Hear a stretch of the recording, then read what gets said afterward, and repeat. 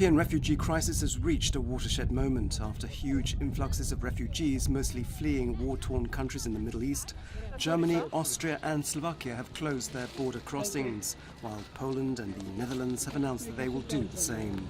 Yesterday, a record number of 10,000 refugees entered Hungary before the midnight deadline, after which those who illegally enter the country could end up in prison.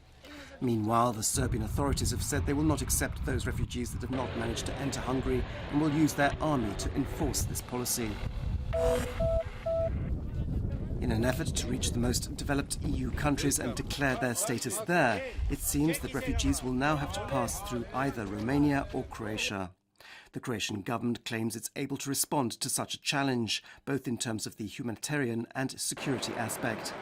Border controls have been increased and Croatia currently has the facilities to accommodate up to 3,000 refugees. Meanwhile, EU interior ministers did not manage to reach an agreement yesterday regarding quotas for the distribution of refugees among EU member states.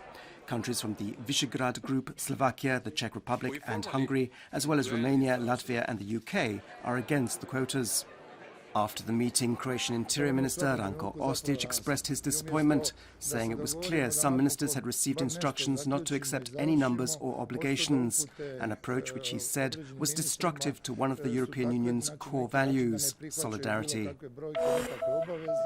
The United States will support Montenegro's entry into NATO as long as it continues to build a state based on the rule of law and ensures public support for that.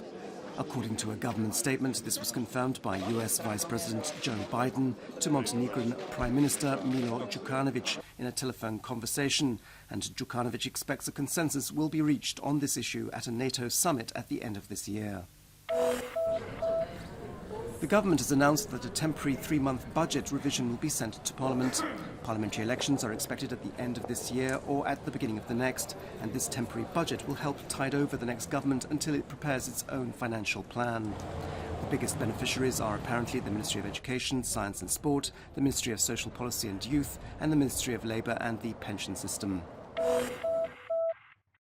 Sport, and at the AIDA International World Free Diving Championships being held in Cyprus, Croatian world record holder Goran Čolak has taken third place and set a new national record. He dived 71 metres without fins. He is competing in 2 other disciplines. In football, the new season of Europe's most prestigious club competition, the Champions League, gets underway. Real Madrid's Croatian players Luka Modric and Mateo Kovacic will be in action against Shakhtar's Dario Srna and Eduardo, with a Croatian referee, Ivan Bebek, presiding over the match. Tomorrow, Zagreb's Dinamo face Arsenal in Maksimir Stadium. The game kicks off at 8:45 p.m. This afternoon's forecast calls for changeable and cloudy weather, with rain showers and thunderstorms expected along the northern Adriatic and in Gorski Kotar. A little rain could also fall in Lika and in northwestern regions. Elsewhere, it'll be partly sunny and mainly dry, with the occasional rain shower possible first and foremost in the Dalmatian interior. There'll be an occasional moderate southeasterly and southwesterly wind inland, with a moderate to strong southeasterly wind on the coast and a southwesterly on the northern coast. Highest daily temperatures will be between 25 and 30 degrees Celsius, a little lower in higher regions. There could still be a little rain tomorrow, especially in Gorski Kotar, after which the rest of the week is expected to be mostly sunny and very warm. On the coast, there could still be some rainy spells on the northern Adriatic. From Thursday, it'll be mostly sunny and very warm to hot. There'll be a moderate to strong southeasterly wind, which will weaken on Friday.